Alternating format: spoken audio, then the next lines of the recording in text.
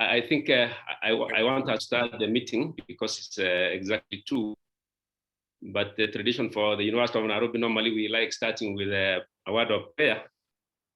I think, allow me, Dr. Joash Mageto, you are our guest, but I want to give you a chance to pray for us while we start. Dr. Joash Mageto, please. You can lead us with a word of prayer. Yeah, all right, then we can pray. Thank you, Lord, for the care that you've taken upon us since morning up to this time. Father, see the deliberations that we will be beginning on this webinar, the discussions we'll be having. We ask for thy guidance. We pray in Jesus' name. Amen. Amen. Thank you very much, Dr. Joash Mageto. All the invited guests, I can see Professor Enos Njeru. I've also seen my principal, Professor Jama. We have the key speakers and all the participants in the virtual room, and all protocols observed. Good afternoon. Yeah, probably before I start off, before we start the session, I want to make opening remarks. Today marks a great day for the Department of Management Science, School of Business, and the University of Nairobi in general. It's an important day in that the theme under discussion is very relevant and timely.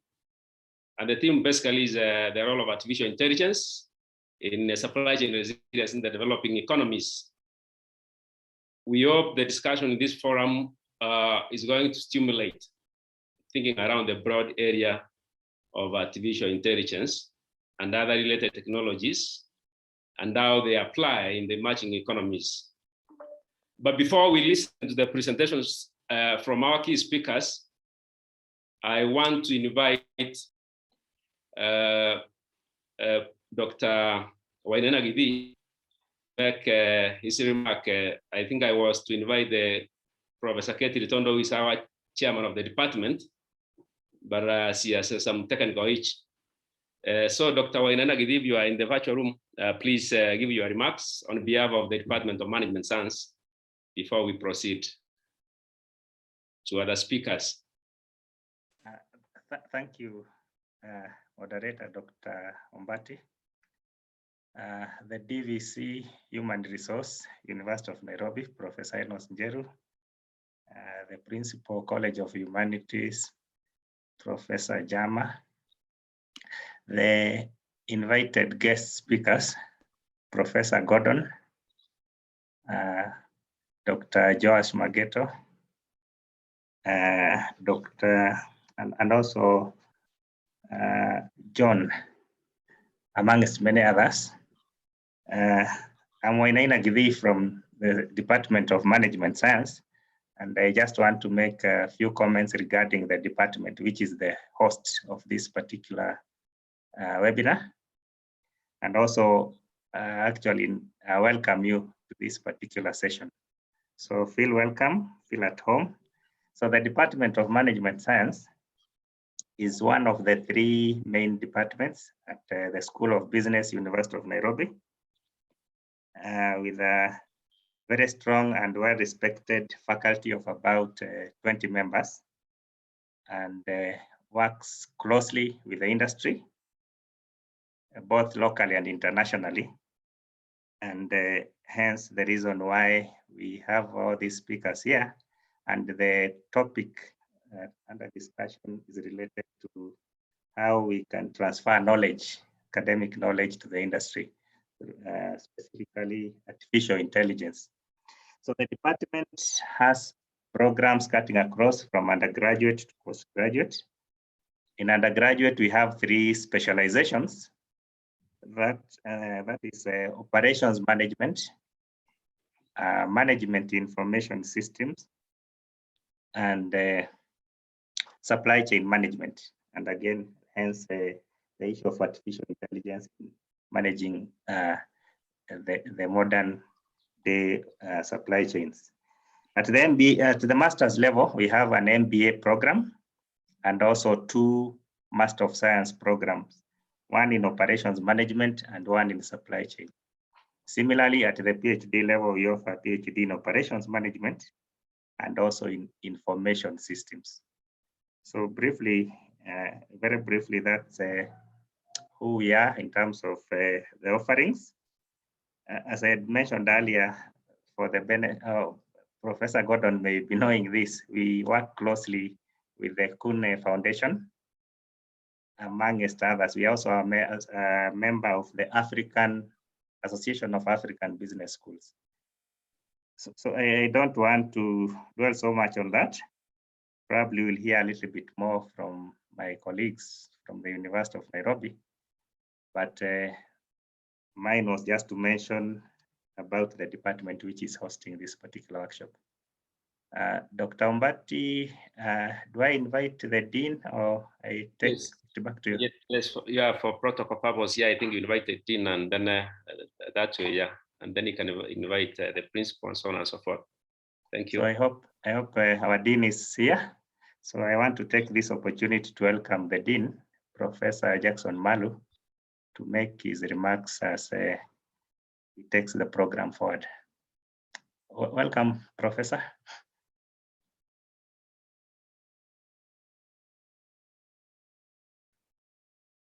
I'm not sure whether Professor Malu has logged in.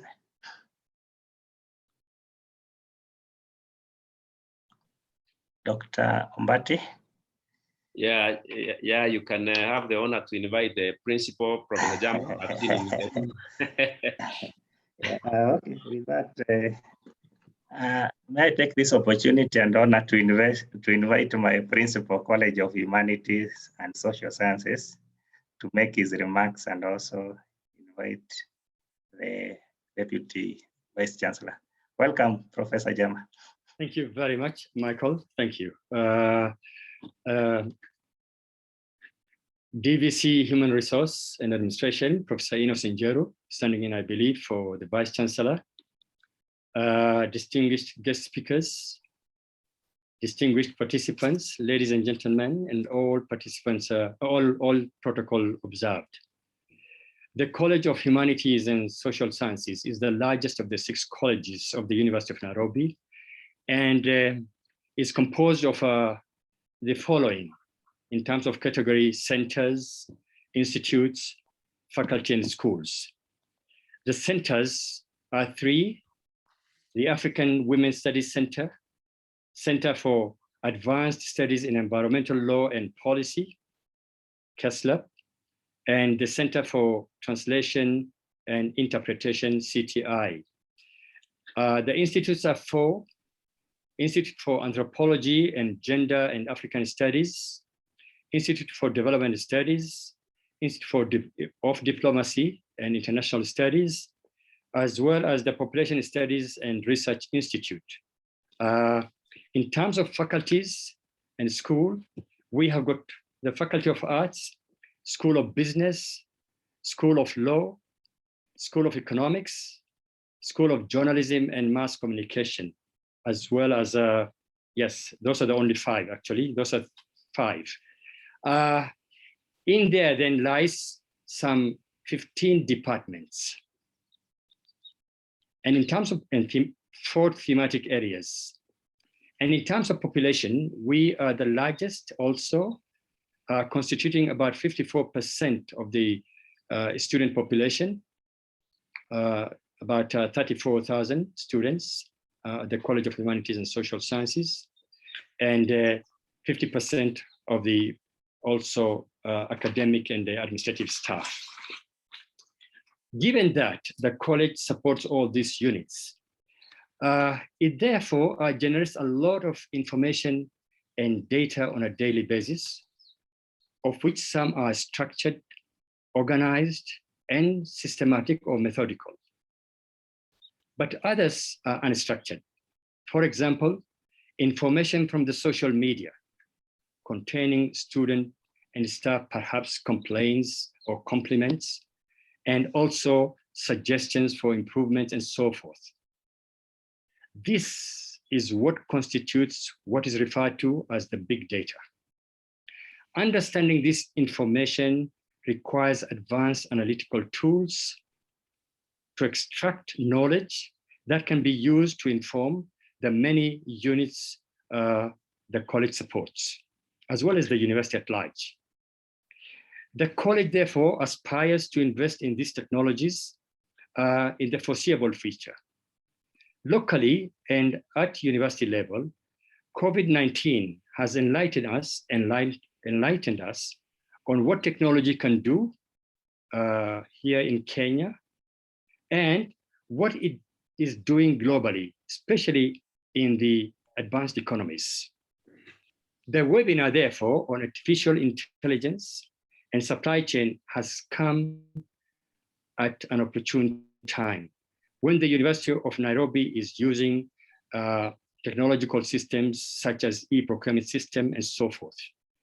The college has procurement department that services the different entities that I just mentioned. The introduction of the artificial intelligence applications in the system is something the college will seriously consider, since this is very important aspect of efficiency to the college as well as the university, because it supports suppliers, research grants, procurement plans, and other stakeholders. COVID-19 also has brought about many challenges in supply chain, both locally and internationally. So any new ideas that can provide insight and value in the flow of products and services in our institution is definitely worth considering. Just as a rider, the University of Nairobi has a very vibrant and solid ICT department that can adapt very quickly to technological changes. The use of technology generated from artificial intelligence can be used in digitization, integration, as well as globalization and many other things in the supply chain to support and improve a strong and resilient supply chain efficiency or performance. As a matter of fact, research has shown that AI has a direct impact on supply chain performance, both in the short and long term. Finally, the School of Business is the largest in the college, and I must say that, and I wish to thank them for this webinar, which is a good step towards improvement in supply chain. This should be followed, in my opinion, with conferences where these concepts can be discussed and expounded on by various stakeholders, in particular researchers and academics, but also others who are associates of the university. It is important that the academic institutions take the lead in navigating our society systematically again through all the changes that is happening around us. And so I want to thank and appreciate and congratulate the School of Business and the organizers of this webinar. And finally, it's my pleasure to invite the Deputy Vice Chancellor, Human Resource, representing the Vice Chancellor, that's Professor Njoro, to give his remarks. Thank you very much to all. Thank you.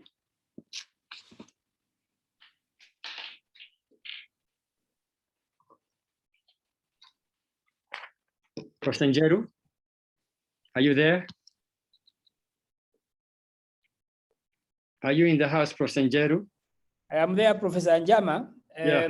I have just consulted very quickly the office of the Vice Chancellor, and I think Professor Ochanda should be around to represent the VC. Professor Ochanda, are you around?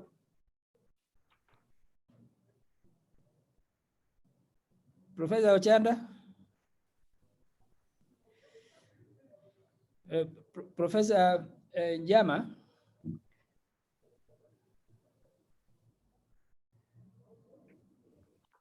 Professor Njama? Yes, Prof. Yes, Wekes have communicated to me that Professor Ochanda is actually going to represent the VC. So All what right. what you could do as I consult further is then I can see that Professor Ogengo is on the program as DVC academic. Let me just consult again, and in the meantime, get something happening. Then I go back to Wekesa. Okay. Dr. Mbati, maybe housekeeping? Yes, yes, Prof. I think what we could do, even as we wait for Professor Njeru to confirm, probably I could be making my remarks so we are able to save on time, so that even as they come, I will have made my remark. So I said initially that this webinar is very key. It has come in a very timely manner because you realize that supply chain resilience is increasingly becoming a very critical concept in the wake of recent supply chain disruptions caused by global pandemics. For example, you look at, the COVID-19, the floods, and the more even recently the volcanic eruptions within DRC Congo. So we have these very many kind of risks, and that's why this area is very key. And therefore, it's on this basis that supply chain practitioners, academicians, and alike are constantly rethinking on how to ensure continuity of businesses in the emergence of disruptions and the associated risks. And therefore, this requires firms to be more innovative than ever before. And one of the ways basically is to make use of predictive analytics to identify the sources of supply chain disruptions and adoption of artificial intelligence so that we are able to ensure that we have our supply chain preparedness, alertness, response, agility. And therefore, if we do all this, you are likely to have improved some supply chain resilience. Example we could give here is that you look at other developed countries, for example, Chinese cities, they are already using artificial intelligence powered technologies to combat jaywalkers in cities.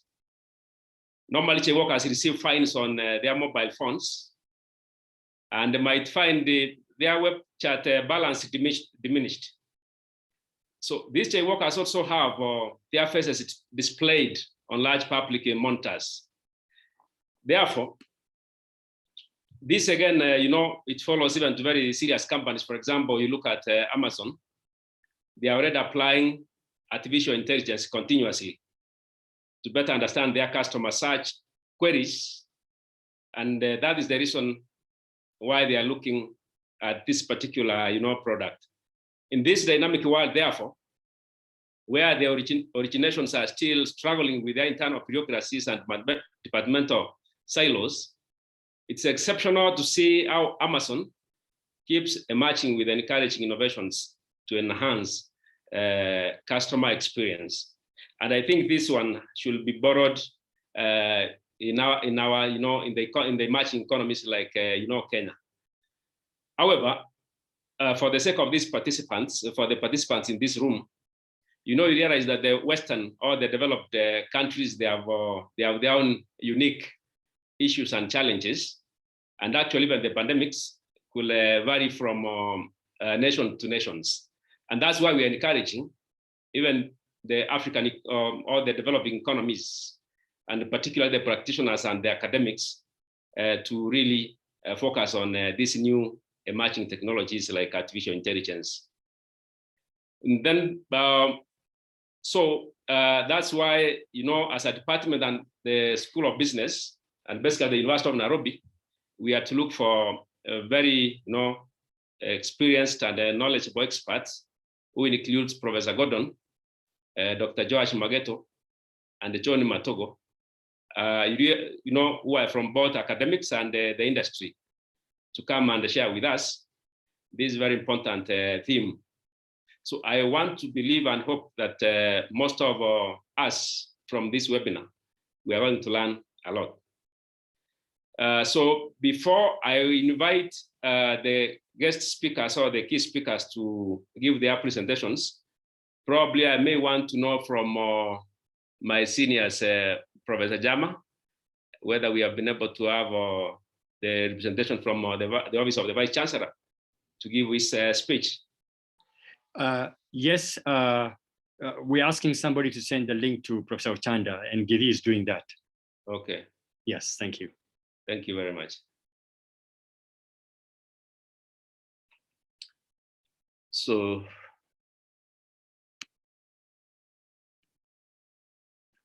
just give him a couple of minutes, So maybe as we wait for Professor Chanda to come in, probably let me have the honor to introduce our key speakers. We have Professor Gordon. Professor Gordon, probably I'll give you time to speak later, but I want probably to show up so that the participants get to know you. You can speak one word, and then we have Joash and Matoko later. Professor Gordon. Hello, good afternoon, good morning, everybody. A pleasure really to be here, and thanks a lot for the kind invitation. Really, well, are you going to introduce myself, or should I give some introduction about the background, Thomas? Yeah, I think I want to give you the honor to introduce yourself. Okay. So, well, first of all, so let's start with really the thanks, also as was mentioned in the beginning, to the Kühne Foundation to establish the link between us for the supervision of PhD students. I actually hold the Kühne Professorial Chair in Logistics at the Business School at the University de los Andes in Bogota, Colombia. The business school at Los Andes is Triple Crown accredited business school, and ranks among the best in Latin America. And we've been very proud of that. And the business school also developed a master in supply chain management that is led by our colleague Markus Thiel. And this has been a very interesting new development over the last 4 years we've been having, showing the growing importance also of supply chain management. And in relation to that, the second role at the university is I'm the director of the project office at the Vice President for Creation and Research. And there we work on the relationship of developing external projects with other universities, relationships with other universities. And here I would also like to mention that some of our colleagues are joining the seminar, particularly from the international office, Camilo Villa, who is here, who's working with us on the international relationships, and Mirza Arroyo, who's one of my colleagues from the project office, and she's particularly leading topics related to regionalization and regional development in Colombia. And we have found out there are quite a lot of similarities between our countries. But there's also a colleague from my chair, Luisa. Thanks for joining us so early, really, for the people that are joining us and all the others that join us from Colombia. It's almost before breakfast time, but so it's really a pleasure also to see the interest from our university here. So for us, in the Vice Presidency of Research and Creation, the topic of digital transformation that was mentioned earlier by Mr. Wainana is also a very important process, and the university has actually just started that idea of digital transformation with a big initiative which is transversal for the university. So So this might also be an interesting topic to talk about, and very related to what we are discussing today in relationship to supply chain, but obviously also has a relationship to our institutions. So my research then is particularly on maritime transport, ports, sustainable logistics, and technology development, and issues such as electromobility on road, but also electromobility developments on water. The research has traditionally been related to Latin America, since before joining the Universidad de los Andes, I was 5 years an economic affairs officer at the Economic Commission for Latin America and the Caribbean of the United Nations in Chile, which was then preceded by time I spent in Scotland at Edinburgh Napier University as a Transport Research Institute. So this is a little bit of my background, very briefly, Thomas, but I'm sure we will have also time to talk later. But just to conclude, really, our very special thanks for the invitation. It's very nice to start this collaboration to talk about research issues together, discuss it, and hopefully we can develop that further. Thank you very much, Professor Gordon. And probably I may want to also make a remark that Professor Gordon is very instrumental in the Department of Management Science. As you may have heard from his speech, basically is very rich. He has a very rich profile, and in the area of digital transformation and other areas that he has already mentioned. So we learn a lot from him today. I've seen Professor Wallace Ochanda as come in the virtual room. Probably I want to hand over to Professor Enos. You can invite our boss who can speak on behalf of the Vice Chancellor. Prof. Yeah, thank you very much, members. Chairman of the session, without making a speech myself, because the Vice Chancellor has just checked in, let me just take this opportunity to invite my colleague, Professor Horace Ochanda, who in this particular case is actually the acting VC for the occasion. Professor Ochanda, please, you are welcome to. Thank you very much. The remarks that the VC intended to make himself, and I want to wish you all the best. Karibu. Thank you very much, Professor Njeru and the team. I'm very sorry there was a technological hitch on my side, and I completely apologize for that. Thank you very much, all of you. We'll go ahead and read the remarks by the VC, Professor Kiama, and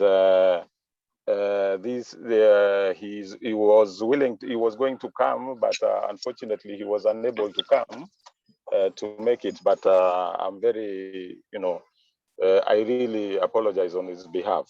Thank you very much. So, distinguished webinar speakers, distinguished participants, ladies and gentlemen, supply chain has become an indispensable field in management of businesses, both locally and globally, more so in emerging economies. The need for improved productivity, creation of jobs, competition, pricing of goods and services has called for businesses to rethink their supply chains. The University of Nairobi has implemented the procurement system, of which we know will go a long way in sealing some of the loopholes the manual system had. With the challenges that COVID-19 has brought to many institutions, this webinar on artificial intelligence couldn't have come at a better time. The University of Nairobi is discouraging the use of hard copies and emphasizing the automation of many processes which originally were done manually. The world is more interconnected, and the drive for automation, greater productivity, smart and green cities, product deliveries by drones, in time decision-making and profitability has occupied the mind of practitioners for decades. Artificial intelligence and other emerging technologies will not only drive economic growth for emerging markets, but also enhance their environment sustainability. Wages and salaries constitute the largest cost component in most companies. In emerging markets, disruptive technologies like artificial intelligence will reduce labor costs through automation. However, the silver lining is that the arising unemployment will drive entrepreneurs to create new business models as old ones give way. Advanced technologies will eliminate certain tasks and roles, but would create new ones as well. Most innovations are going to arise from these emerging economies owing to their unique challenges, which will equally present unique opportunities for growth and development. This calls for all stakeholders to rethink on what role to play as businesses undergo digital transformations. It should be noted that the innovativeness is one of the core values of the University of Nairobi. Since emerging technologies will augment the effort by the workers, it requires human and machine strengths to work together in one team.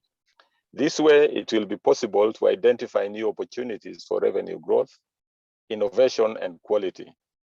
Rather than artificial intelligence replacing humans, this human-machine interaction will create new and distinct roles for workers, which is great for emerging economies.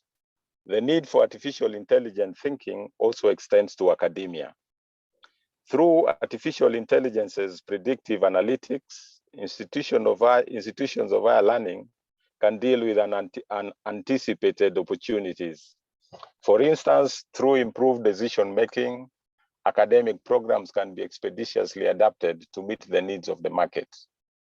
With the advent of artificial intelligence, features such as agility, flexibility, and quick turnaround time have become the standard in all organizations. Companies and institutions that are hesitant to embrace this change presented by artificial intelligence will sooner or later become obsolete, as their supply chains will lack the ability, flexibility, and agility to deliver in the competitive space. With these few remarks, I declare this webinar officially open. Wish you a fruitful discussion. Thank you very much. Signed by Professor Stephen Gitahi Kiama, the Vice Chancellor of the University of Nairobi. Thank you very much, and back to the hosts.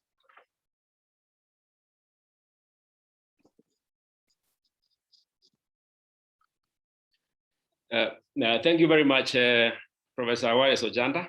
That's a very wonderful speech that you have given on behalf of the Vice Chancellor. And we will want to request you to give him our regards. Thank you very much. You know, thank you very much. Yeah, what I've learned, and all the participants probably have learned the same from the speech that has been given by Professor Wallace Ojanda, is that, you know, for institutions to survive and thrive, and he has quoted the Institution of Higher Learning where the University of Nairobi, you know, falls. We have to really adopt this new emerging technology like artificial intelligence that has come out very clearly. And he has also mentioned that, you know, for us to make quality decisions which are, you know, timely, we need to use some other, you know, approaches like predictive analytics, so that we can be able to improve the quality of, you know, decisions that we do make. And therefore, that again requires all the management and even the academics and even the practitioners to be very flexible and agile in whatever kind of decisions that they do make. So at this juncture, now that we've been, you know, allowed to proceed with our, you know, event, I don't want to waste time. Probably I want to invite the key speaker, who is Professor Gordon. He already introduced himself. So Professor Gordon, you can make your speech before we go to the next speaker. Please, you know, the floor is open for you. Okay, thank you very much, Professor Thomas. So I will share my screen with you to share these ideas and thoughts with you. And again, really, thank you very much for the invitation, also for the speech from Professor Kiyama. I think it's a very timely seminar, as you already mentioned, because with COVID pandemic, we really have advanced much quicker than we thought in some issues, and maybe this webinar is also one representation of that we have learned to use virtual resources much better than we might have thought in the past, and actually with less effort. Unfortunately, we cannot meet in person, but on the other hand, seminars as this with I think with over 100 participants are possible, and they are possible without a lot of effort, for example, of traveling. So what did I bring, which type of thoughts did I bring with me for the seminar? Basically 3 elements I would like to discuss with you this afternoon. First of all, when we talk about artificial intelligence, I think it makes sense to take a few minutes to reflect on the diversity of AI, which is AI in itself is very broad, and we oftentimes use it in a very generic way. But just to remind us of all the possibilities and parts that link to artificial intelligence as part of the science of computer systems. I then would like to spend some minutes on the idea of supply chain paradigms in complex environments. That was also mentioned in the introductions. We said the world is changing. We need different approaches.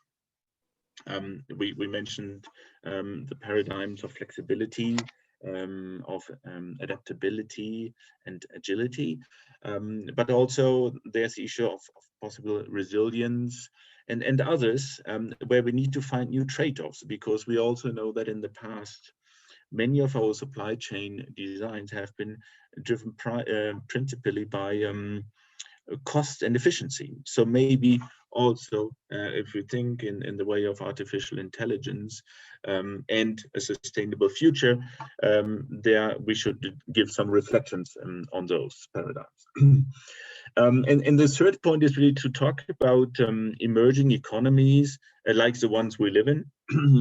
So, and they reflect on, okay, what type of supply chains are really within our reach, what type of supply chains are we participating in our countries, and what role does and can AI play within the supply chains. And the next question will be, okay, what might be the barriers for using and implementing supply chains in our economies within our context, and what does that mean to the competitiveness of our economies and our countries in general. So maybe if we think about artificial intelligence, right, it is in the end the theory and development of computer systems able to perform tasks normally requiring human intelligence, such as visual perception, speech recognition, decision making, and translation between languages. And here, I think it is very important already to recognize this complexity. And when we look at the figure, we have really the technologies at the bottom of this diversity, like sensors, like APIs that connect our systems. And this is basically just the physical enablement. And usually we spend a lot of time working on these technologies of physical enablement when we think about supply chains today, of controlling temperatures in reefer containers, of sending GPS signals. So here we are kind of, if we want to put it that way, at the bottom really of artificial intelligence. But if we think about really the objectives probably of using artificial intelligence, which is really probably in the end at the highest level to build systems that think exactly, if possible, like humans, or what is also referred as a strong AI, right? So how can we reach that, or what is necessary to reach it, and how far are we away from that? But the second objective is really to get systems to work, and they also work in the same way as human reasoning would work, right? So this is weak AI. This is Professor Thomas mentioned that in the beginning. So when Google recognizes what we have been looking for in the internet, this is basically weak AI. So systems try to learn about our behavior and try to kind of imitate that and make predictions from it. And the third objective is that artificial intelligence uses human reasoning as a model, but not necessarily as an end goal. So here we have three objectives, what we probably want to look for. So here then we need to look at the methods, right? The ability to reason. So how can we get systems in place and use them and make them really help us reason for our decision making? And this kind of is a core that is needed when we think about machine learning, right? Because machine learning then is, again, it's a very ample field because it reaches from supervised learning to reinforcement learning and unsupervised learning, which are different forms how we can develop and progress of using artificial intelligence. And here we are clearly moving kind of the next steps, which we are not that familiar with yet, if we're honest. So some companies, leading companies, use that, but we are a big step from that. And here, I think a lot of research is necessary. How can we drive this forward also within our university, within our research, and how can we make use of that? And I think here we are really only at the tip of the iceberg in terms of exploration. But it's also, when we think about artificial intelligence, it includes this voice recognition, natural language processing, like computer vision. It includes robotics, and motion. So here we come to the whole area of automation.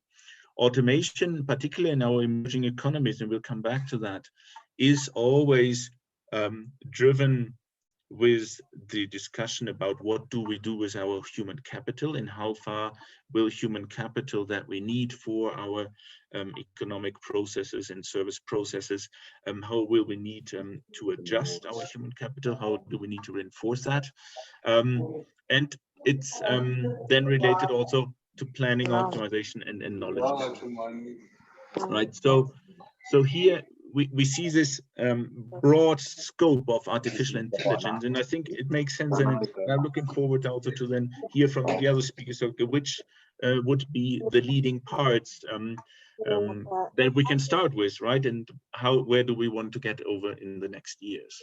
So in this, and that was mentioned before,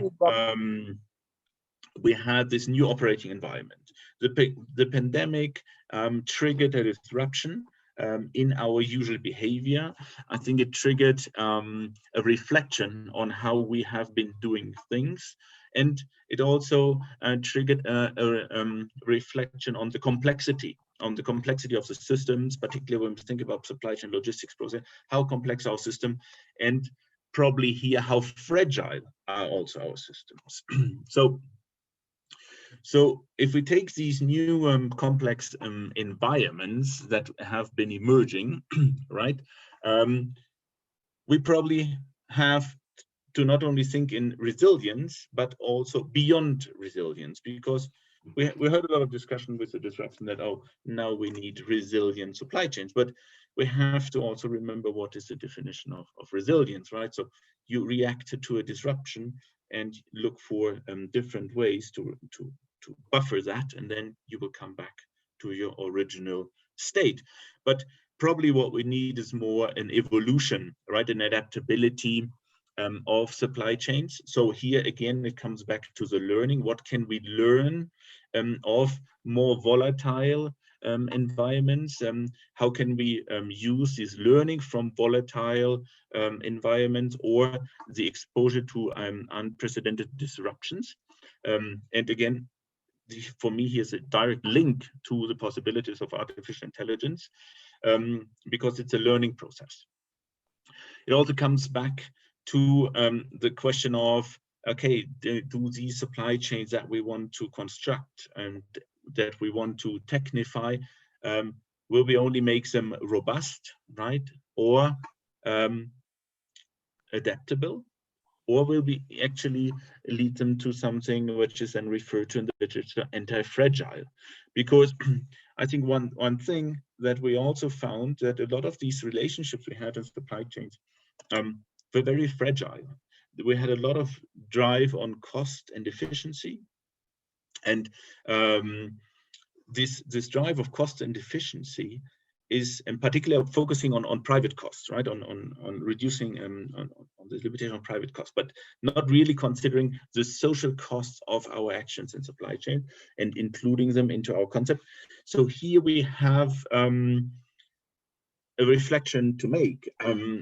Can we then use artificial intelligence to make these systems more anti-fragile against disruptions? Now, what is the challenge? And I'm going to come back to that later, because we talked about the artificial intelligence and its diversity. We also know when we start to implement technology, also these systems become complexer.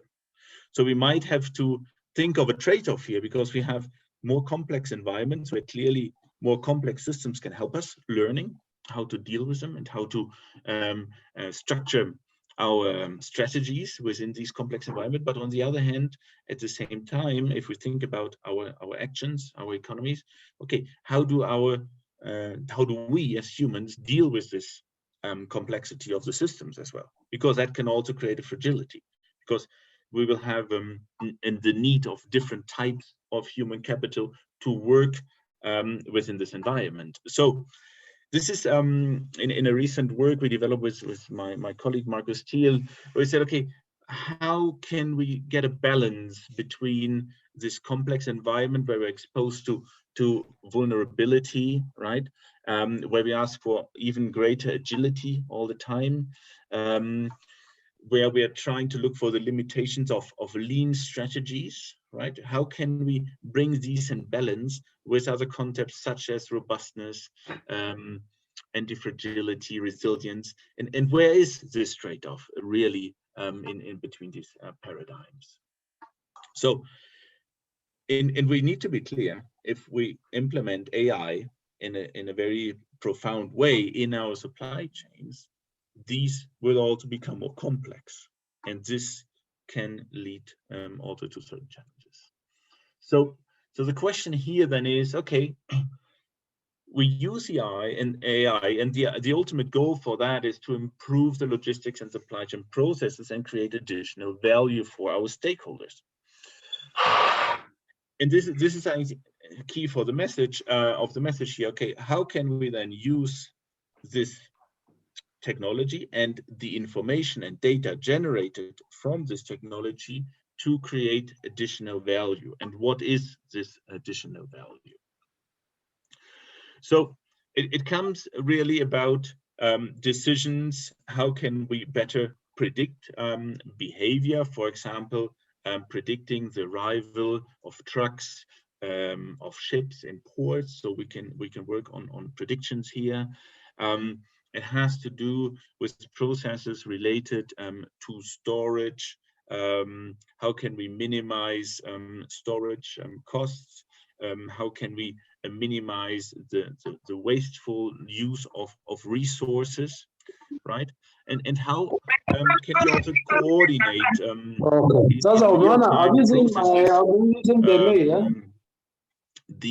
the relationships between the different stakeholders, that we, for example, can define a possible postponement or disruption that we can circumvent, and with this kind of take proactive and anticipating actions in order to inform our customers and not lead to disruptions. But this also comes then with another question that was mentioned. Okay, how do we select our partners within the supply chain, and who are our partners in the supply chains that can allow us and work with us in using artificial or different types of artificial intelligence and technologies within our supply chain networks. And that might not be so easy to find the right partners. Now, why this? Because if you think about supply chains model using artificial intelligence, here we clearly have a possibility also to respond to the rising demand. For example, if you think about the food sector, right? And support more inclusive and sustainable systems. And I think this is a very important discussion when we think about our emerging economies. How can artificial intelligence help us to create supply chains that are more inclusive for the actors within our economies? So here we can particularly think of smallholders, right? We can think of small and medium-sized enterprises.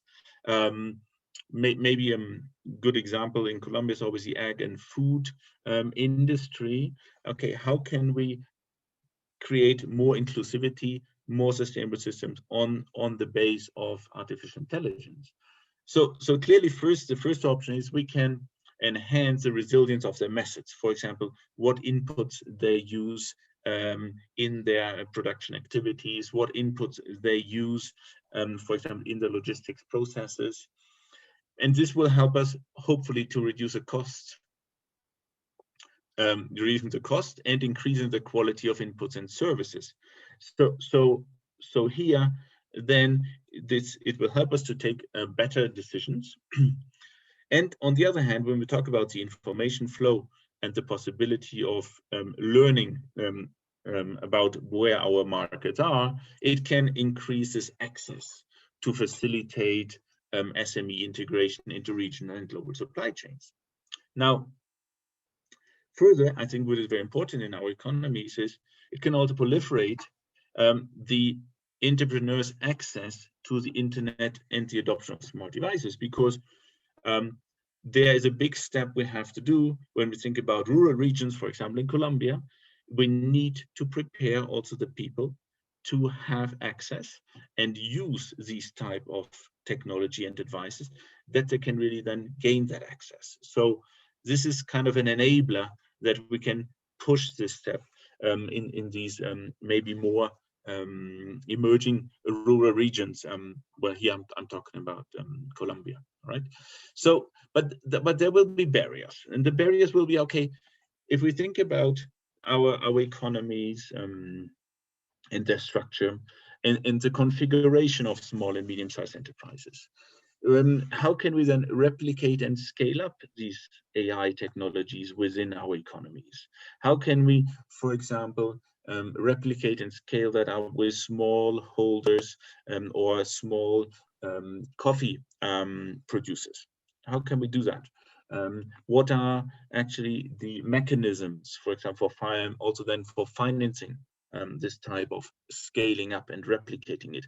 How do we bring the knowledge to that people that the investment in these type of technologies and investment here in terms of capital, but also in terms of time for creating that knowledge and utilizing these technologies, how can we drive that and how can we bring it across to them and get them involved? And how can we explain them what the benefit is? The next thing is still a struggle in many countries is, okay, how do we get the IT infrastructure in place? But not only the IT infrastructure, we should not forget when we talk about supply chain, product supply chains, we will also have to still have the physical flow. So we need to have a balance and a good development of either. So the IT infrastructure needs to be developed, but also the infrastructure that will then actually support the flow of these physical flows. So it does not help us to have in a rural area a very good IT infrastructure, but we do not have the road that those farmers then, for example, can send out their products. So we have to find the right combination here for that. And the next point here, which I put a little on separated, is how do we governance that, and how do we participate in the governance of value and supply chains? And this comes probably with some challenges, because we also know that within the supply chain governance, we have very dominating players. For example, if you think of a company like Walmart or Amazon, they dominate the market. They can dictate certain standards. But when we then think about, on the other end, our small and medium-sized enterprises that also want to participate in these supply chains, how can they take the same benefit out of providing information, but also receiving information and knowledge from this artificial intelligence, from participating in this network, and not only being part, well, I'm going to use the word used within the supply chain, but to, in the end, to support the greater dominance of these big players. And how can we thus take and put particular emphasis on that when we think about these value and supply chain governance within an artificial intelligence context, that those networks are collaborative, and they are collaborating in a way also in sharing information and knowledge that really benefits all the actors along the whole supply chain, which comes back to the evaluation then of the value of information that is generated by these technologies. So with this we have the question, okay, what is the role and position of my country or my company within the supply chain? So again, here I think we have a very diverse discussion depending on, okay, where am I supporting, where am I working, you know? If we think about examples, maybe Colombia and Kenya, you have the agri-food sector, coffee, flowers, avocado. Those are typical products. Now here are the two questions. Okay, how does artificial intelligence contribute to value added for those supply chains? And B, how can we increase the knowledge and the competitive situation of our actors, of our producers, right, within the supply chains using artificial intelligence to really improve their participation in that? Other sectors might be the mining sector or the health industry as well, but it always comes back to this same question for me. Okay, if they implement these technologies, how can we really not only have them there as users, but how can they really get also the benefits out of this? So with this, some three concluding questions also then to then get into the discussion with the next speakers really. So how do we work these trade-offs between technological complexities and complex environments? How do we bring this together? It's really a question where I do not have all the answers, but I think this is where our research should go. And then the next question, which is for me is very important, how do we create and develop the readiness of human capital in artificial intelligence-driven supply chains? And here I think we need a step change in our emerging economies on terms of, okay, how and why would our human capital adopt these technologies?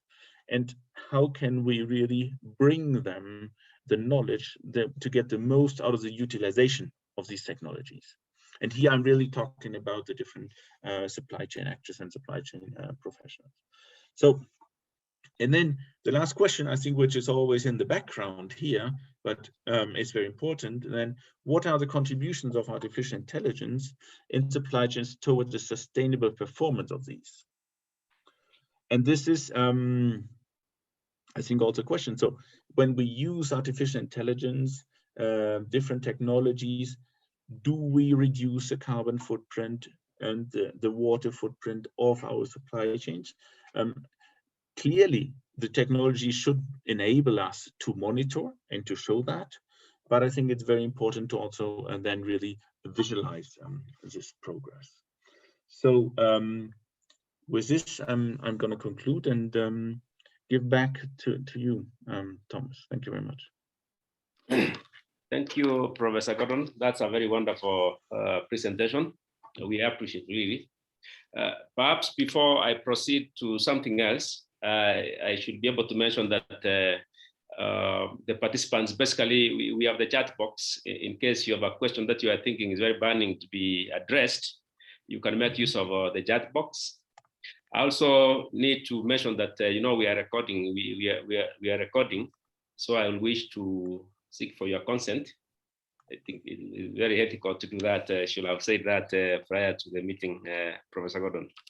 Having said that, basically, some of the things which have come up from the first speaker, Professor Gordon, basically we have been able to see that the three elements of artificial intelligence. And insightfully, basically, you know, according to Professor Gordon, which I also tend to agree, we should not think about only supply chain resilience currently, but actually we need to think also beyond the resilience itself.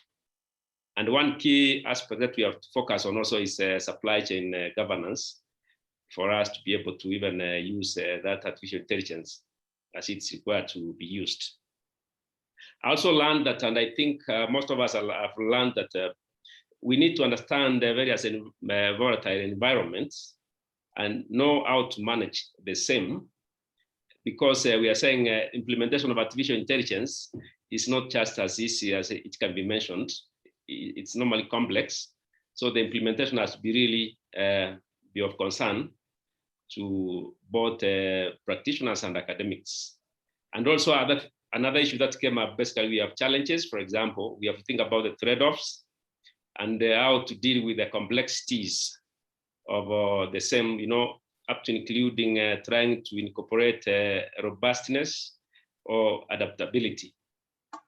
And another thing which is very key for us to apply supply chain resilience or artificial intelligence in supply chain resilience, we need to make, you know, the issue, or we need to address the question on the choice of supply chain partners that you probably want to work with for you to be able to, you know, meaningfully use it. Also, we are talking about the importance of our supply chain, artificial intelligence in supply chain resilience. And some of the issues which came up is basically the reduction of costs, that supply chain costs, you know, the quality of decisions that you make out of artificial intelligence and data related technologies like predictive analytics. And also, this one also helps information flow. You know? And then something very intriguing came up, you know, currently, even as people try to say that we have no job opportunities, you know, we have to think about SMEs, you know, so that we are able to integrate the global, you know, the artificial intelligence in the global sphere. Also, we have to know that we have to think about the enablers of artificial intelligence. And they gave very good examples in Colombia, which I think we also need to replicate even from Colombia to other emerging economies, and even from the other developed countries. Those are some of the things which we are really to think about. And also not forgetting that, you know, we need to have artificial intelligence infrastructure, which will be able to assist, you know, the service delivery. And that means we have really to develop the infrastructure in order for us to really use it. So I think those are some of the issues which came up, but I hope that, you know, the participants, you have also taken note of some of the very insightful, you know, presentation that Gordon has presented to us. So thank you, Professor Gordon, for that. We really appreciate. And again, without wasting time, I think I want to go to the second speaker. The questions will come at a later stage. For now, let me invite Dr. Josh Mageto from the University of Johannesburg.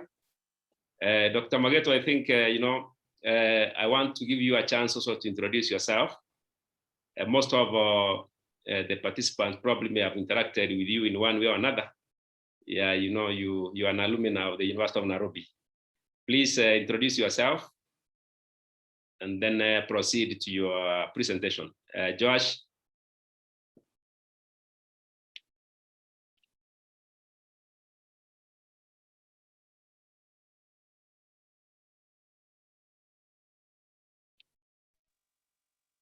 Hello, good afternoon, everyone, and thank you for the invitation to come and present in this very important webinar at the School of Business, University of Nairobi. Now, my name is Josh Mageto, currently a senior lecturer at the University of Johannesburg. That is the Department of Transport and Supply Chain Management.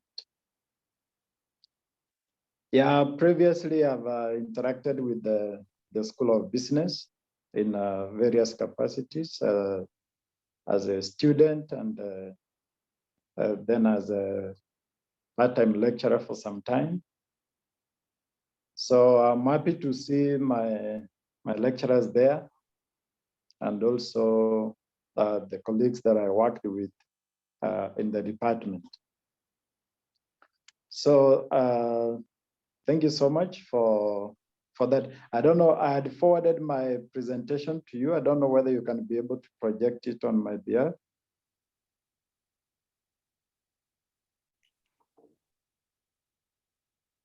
Dr. Mbati.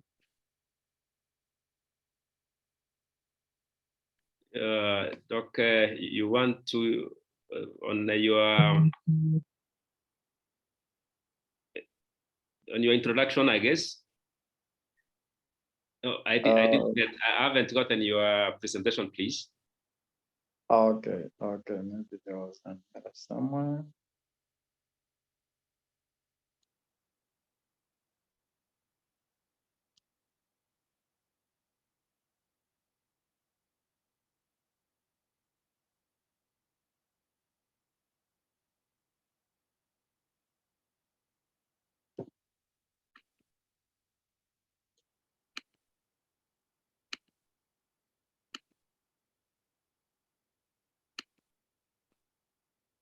Okay.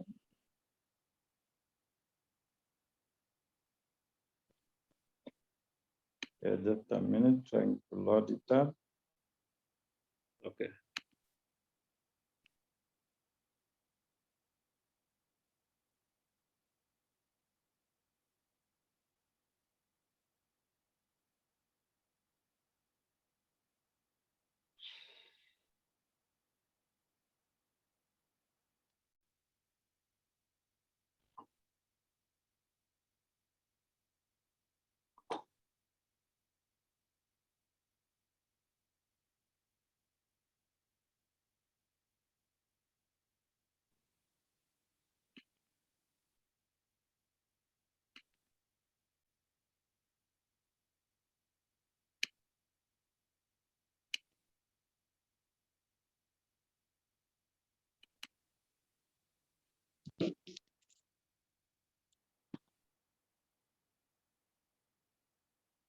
So perhaps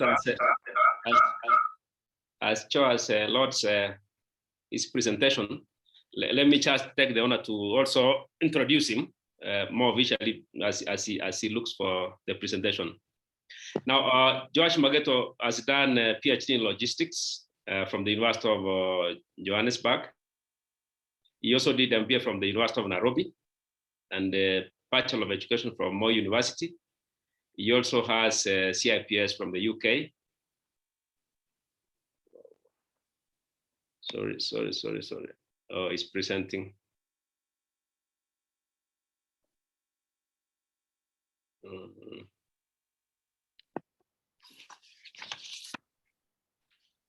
So I was saying he also has a senior lecturer in the Department of Transport and Supply Chain Management at the University of Johannesburg.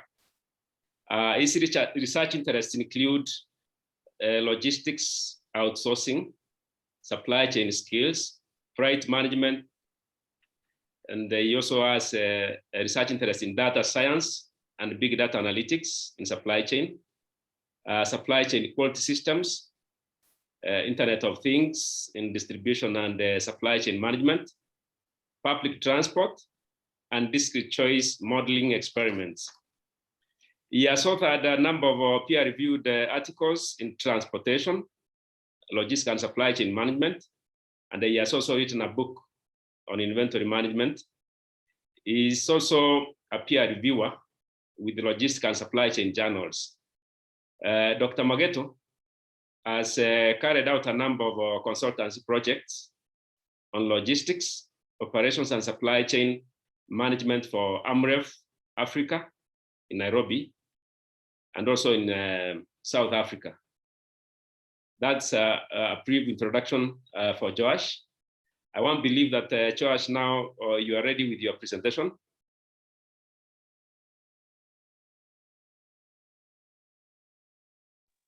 Yeah, thank you so much. And welcome to this presentation. And generally, the questions that we ask ourselves are, how can artificial intelligence generally create the supply chain resilience that we expect in our supply chains? And beyond there is a question of how do the universities and the research institutions come into the party so as to develop these skills and also encourage issues to do with the policies that would be able to spearhead these particular issues. So in my presentation, I'm just going to cover a few issues, and they are outlined there. I'll be looking at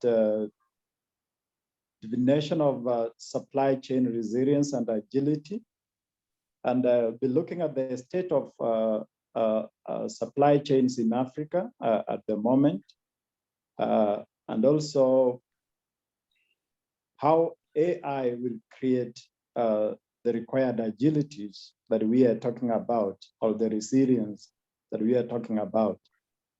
Now, what we find is that at the present moment, supply chains are generally facing unpredictable disruptions. Now, these disruptions are coming from all angles, and COVID-19 has even made it worse, because in one way or the other, all supply chains across all industries were kind of affected by the COVID-19 disruption.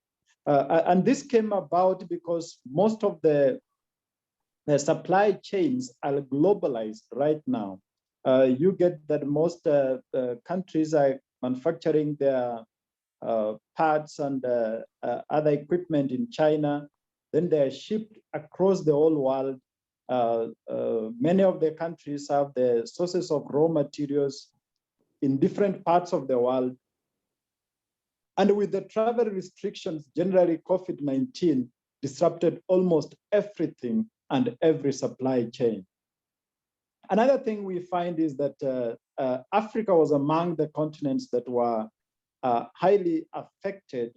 And this is generally because of the overdependence of Africa on global sources of supply.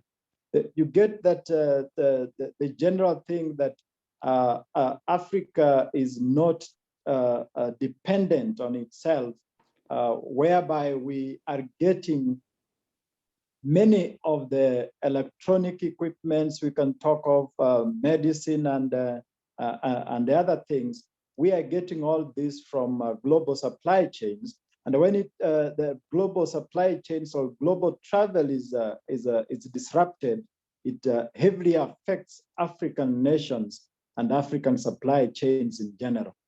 Then we make a call that for us to be able to continue being able to service all our customers, then there is need that our supply chains must be resilient and they must be agile.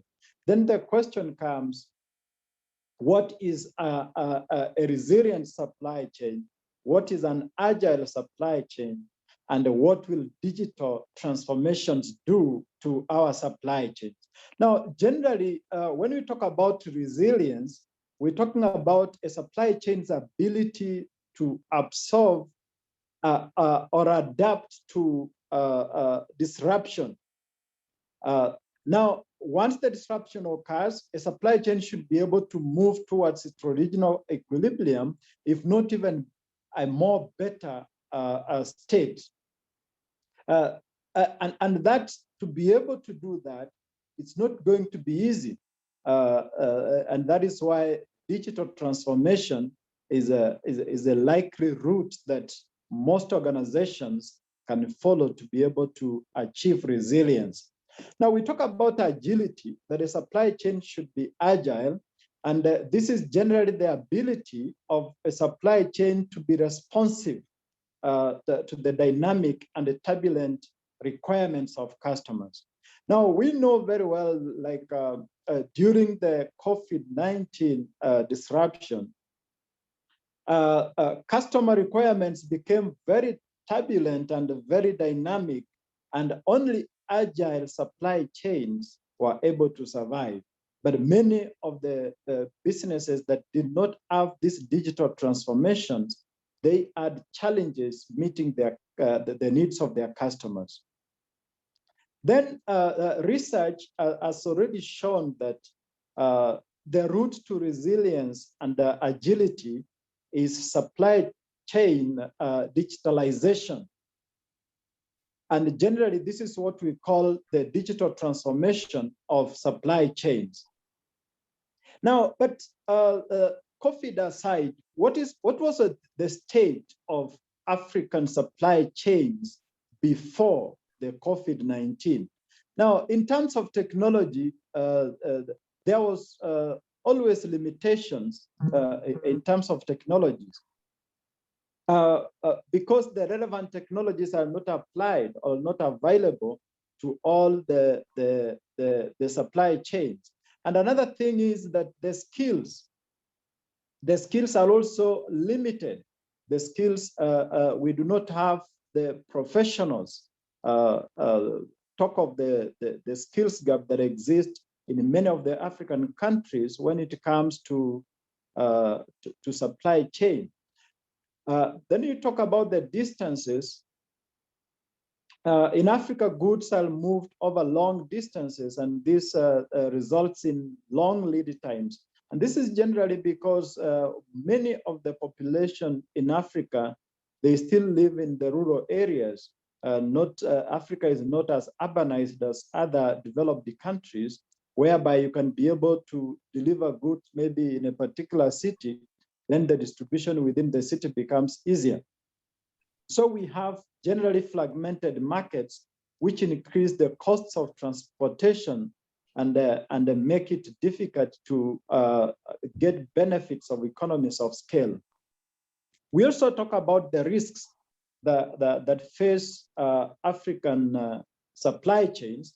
And among these risks, we talk about political and security issues that are all over across Africa. In Africa, when it rains, it disrupts supply chains and causes a natural disaster. So there is everything that makes it very difficult.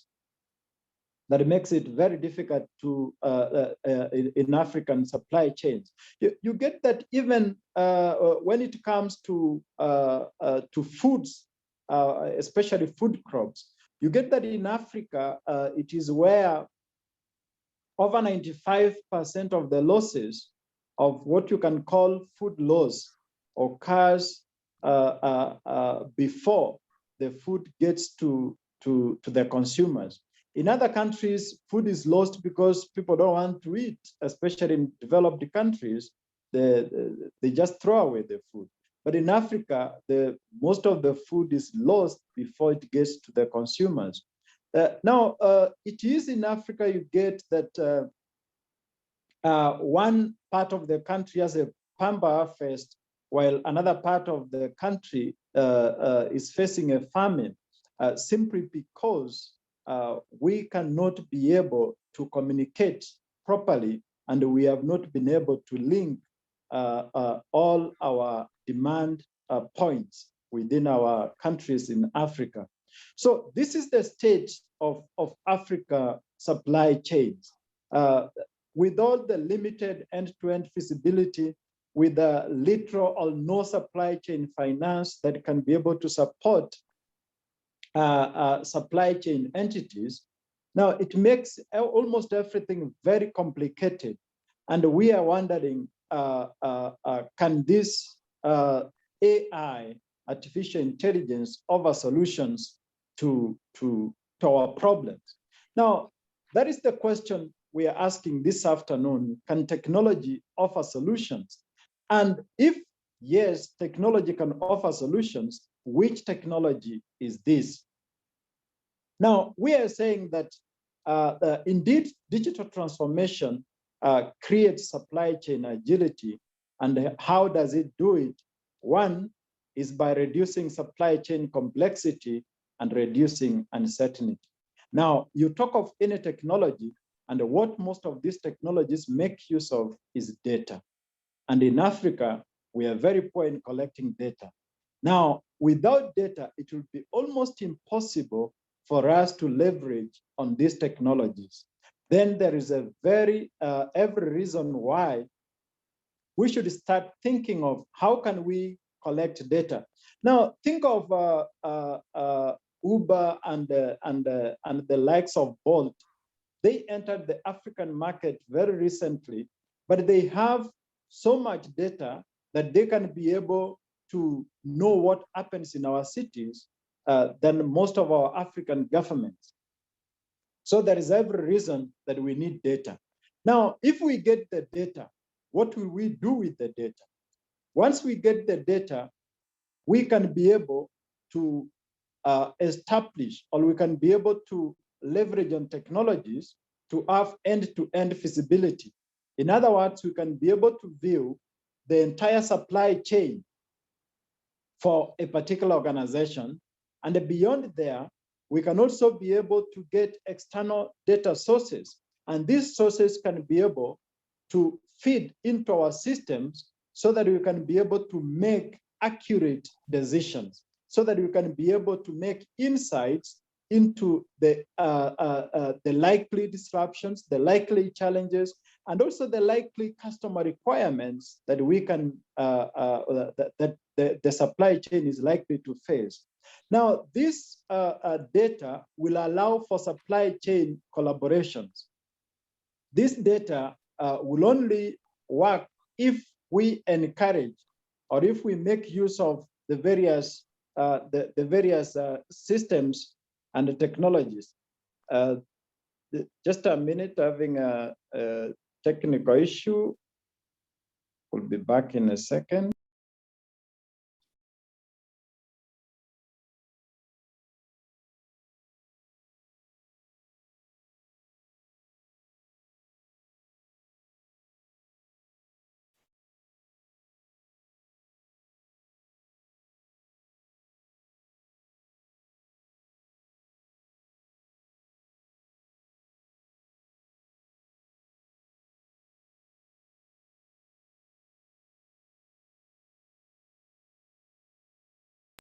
Sorry for that. Now, we are saying that once we collect the data, we can be able to make accurate decisions. And these particular technologies that we require, especially within our organizations, we require systems that can enable organizations or firms to have collaboration with other firms within their supply chain network. We want technologies that can make billing be very easy. We want technologies that will be able to automate functions within the enterprises. We want technologies that can be able to make planning so that we can be able to have a very smooth distribution systems. Now, all these technologies, we expect them to be able to sense and detect customer requirements.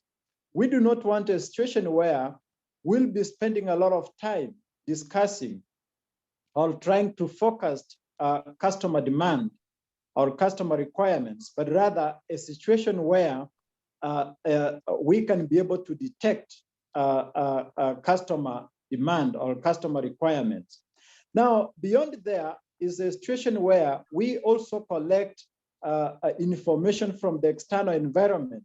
It can be information on about weather, information regarding from social media, what is social media saying, information from the hospital, especially and the CDC, or Center for Disease Control, so that we can be able to know where the pandemic's coming from, and also all the other external sources. So that now, if all this data comes into an automated system, then it will be easier for this particular system to make decisions, to make insights, so that you can be able to make accurate decisions that will make a supply chain resilient and agile.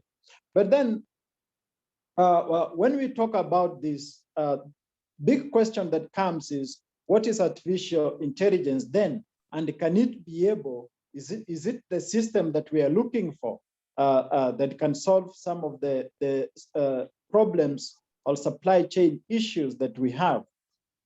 Now, we get that artificial intelligence generally can be traced back to the 1956 after a conference where John McCarthy is among the people who first came up with or coined this particular phrase. And after that, there followed artificial intelligence winters.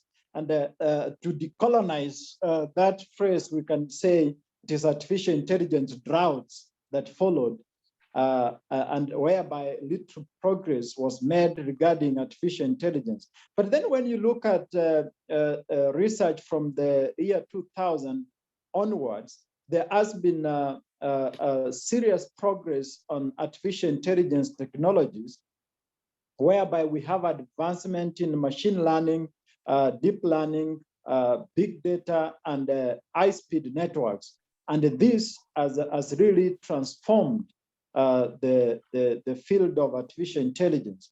Now, the current definition of artificial intelligence is that, now I've made it a very simplistic definition, and generally it is computers with the right software solving problems like humans, and interacting with the world like humans, and also creating ideas like humans do. So we are talking of artificial intelligence to be a thinking computer and a doing computer. So that is the technology that we are talking about. Now, there are three general stages of AI, and organizations can usually, or supply chains can implement depending on their need. Now, the first one is what we call the narrow AI, which is generally automation. And this is where you automate low-value tasks. Think of having a chatbot whereby customers can ask questions and then the chatbot answers customer questions. Think of automating order creation. Think of automating invoices. Think of maybe automating payments. Now, that is what we call the narrow AI. Now, you can move a step further and implement what we call the general AI. And this is generally what we call an assist. And this is the applying robotics and the Internet of Things, and also sensors. Now, sensors are very important when it comes to artificial intelligence. Now, these technologies will help to perform routine and high precision tasks. And in some cases, they will be involved in performing hazardous tasks. And then the human being will be making high-level decisions. So the human being will be doing the thinking and making high-level decisions, while technologies are applied across the various industries to be able to perform various tasks. Now, argumentation is the third one, and with this one we call the super AI. And this is where now we apply artificial intelligence and analytics to create cognitive decision centers. Now, these cognitive decision centers will help in making strategic decisions. Now, this is where the computers are going to replace human beings. Now, the human beings who are going to survive, Dr. Josh, sorry. their roles are going to change. Sorry, Dr. Josh, for interruption. Sorry, Yes. you will be, please, you can now summarize. It's a kind request because of the time, yeah? Yeah, the workforce will require to change and by upskilling and also reskilling. So generally, to put it all together is that AI will require training, then the data, now training on the past data, then from the data, data will be gathered continuously, and this data will be harmonized. Then machines will learn from this particular data frameworks, and then they will create patterns, and these patterns will be used to make decisions. So the general methodologies of AI is generally the ability to sense, the ability to comprehend, and the ability to act, especially using the machine learning technologies, which include deep learning and the neural networks. So generally, application of AI is important because it offers the ability to optimize networks, and those firms that have implemented it, they are doing very well. Now, when you look at the government AI readiness index, you get that only 3 countries in Africa are ready currently. Out of 172 countries, Mauritius comes number 1 in Africa at position 45 out of 172, and it's the only country that scored 50% on government AI readiness index. Now, progress is being made by a few countries, that is Seychelles, Tunisia, Kenya, and Rwanda. And many of the other countries are below 100, below position 100, and they're doing very badly. But one thing that is lacking is data, skills, and infrastructure. Then now, what do we do as universities? Now, this is a call to universities so that they can be able to develop AI technologies relevant to Africa, and also spearhead the development and the collection of big data across supply chains. Now, universities should also initiate partnerships with the big tech firms, support startups, and also partner with stakeholders, including governments. Also, universities can contribute by having enhanced curriculum, which include AI and 4IR technologies, so that they can be able to offer digital solutions to various African businesses. Now, some initiatives, generally from the University of Johannesburg, it created an Institute of Intelligence Systems in 2016. And this particular institute is spearheading research, strategic research and enterprise development. At the Department of Transport and Supply Chain Management, we are currently spearheading serious research on big data analytics and how it can be applied in transport and supply chain and logistics. So that is all, and thank you so much. Thank you, Dr. Joash. That's a wonderful presentation. Thank you very much.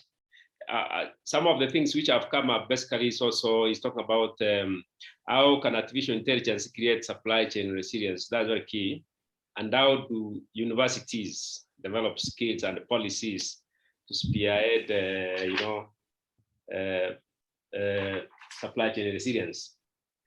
How can, or what are some of the, what does, we are talking about digital transformation. How can it create agility? And they mentioned that it basically is by 2 ways. One, reducing supply chain complexity, and reducing supply chain uncertainty. Another key thing that came out basically is, Digital transformation is only possible if you have the right or accurate data. So we have to have the capacity to, collect accurate data by using artificial intelligence, and then collaborate this data to make a meaningful and accurate decision. And so he said that, we need to collect data using artificial intelligence from the external environment. For example, you're talking about how can you be able to collect data concerning weather for you to make the right decisions. How do you collect data from the hospitals to, so that you're able to make also the right decisions?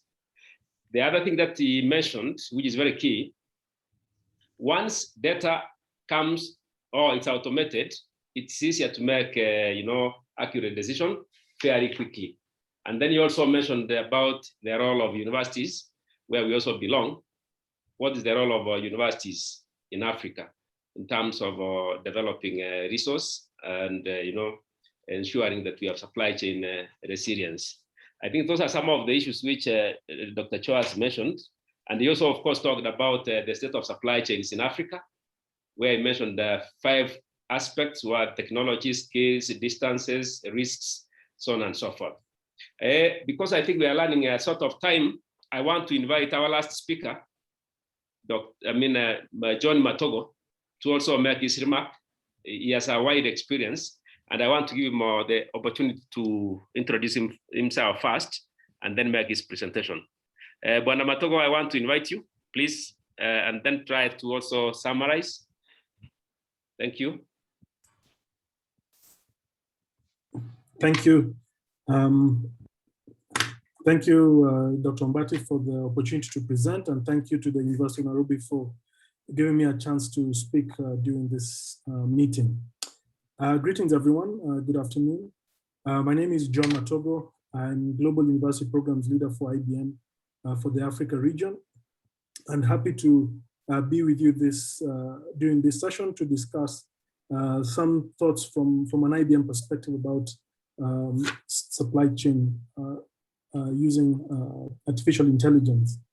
Given the time that I have, I just want to use this time to share with you a little bit about IBM, what we are doing in the area of supply chain automation, and also to share with you how we are trying to bridge the gap that some of the speakers have mentioned before in terms of developing capacity that will address some of the challenges that we're seeing within the supply chain. So I'll just ask if you're able to see my slides, Dr. Mbati, and I could just go ahead and begin. Yes, John, we can see. Please proceed. Oh, okay.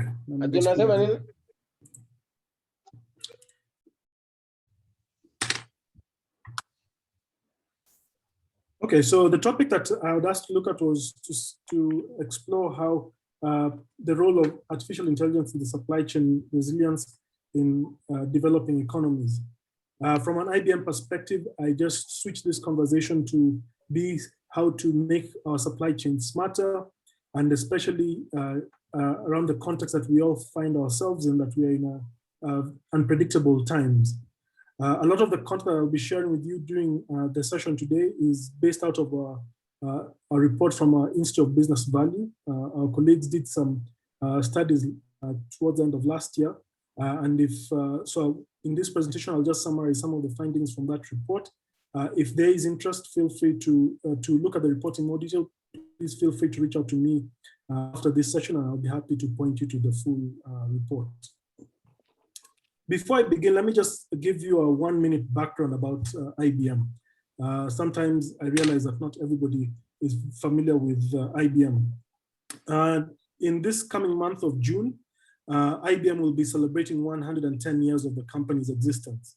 And over this period of time, as an organization, we have been leading in the area of technology innovation.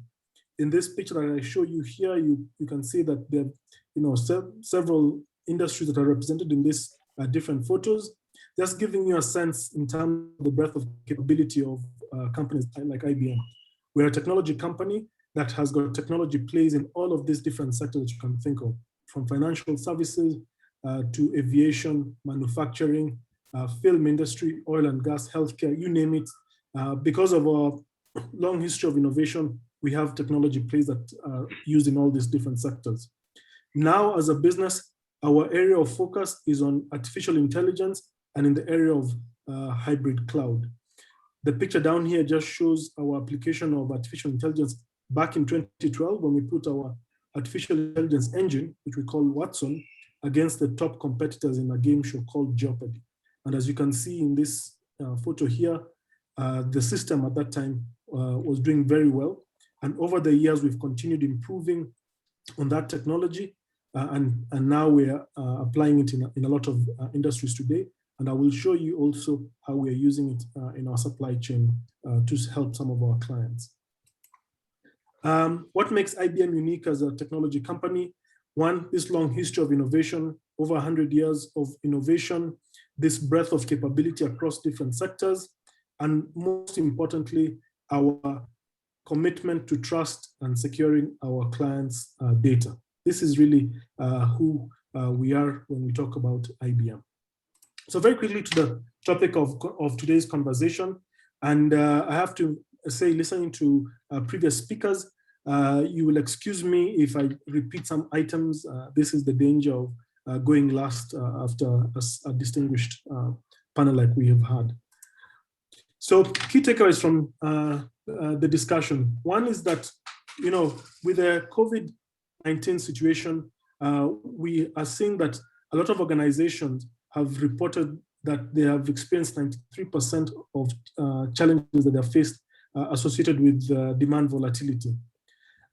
With organizations forced to go into a reactive mode because of the challenge that have been posed by this COVID-19. We also realize that this is not going to happen, is not going to be the end of it. We anticipate future disruptions in the global supply chain, which are inevitable. And because of this, it's increasingly important, for example, for organizations to modernize these supply chains to efficiently adjust the operations and become agile to the rapidly changing patterns that we are seeing. The other thing that is important is augmenting existing planning methods with exceptional technology like artificial intelligence and immediate data insight enables organizations to transform from perpetual reactive mode, as has been the case during this time of the pandemic, to one which is a more proactive approach. And during this presentation, I'll be introducing and talking more about a model which we call continuous intelligent planning, which I believe was alluded to by previous speakers who were talking about using data for the purposes of decision making. And this is really what we're going to do when we look at automating the supply chain. Well, we've seen that the supply chain over this period of the pandemic has been under extraordinary pressure. We've seen volatility demand that has been experienced in the supply chain. New demand patterns are occurring due to changing conditions. We have seen inventory fluctuations. There's been high stockouts and stockpiles of some items that have seen a zero demand. We've seen logistic constraints with lockdowns that have happened during this period of pandemic. And we've also seen a shifting supply networks, shortages of critical supplies, need for quick supply onboarding and visibility, limited or no availability of some raw materials, work in progress, and also finished goods inventory, and inability to meet and replenish some of the supplies.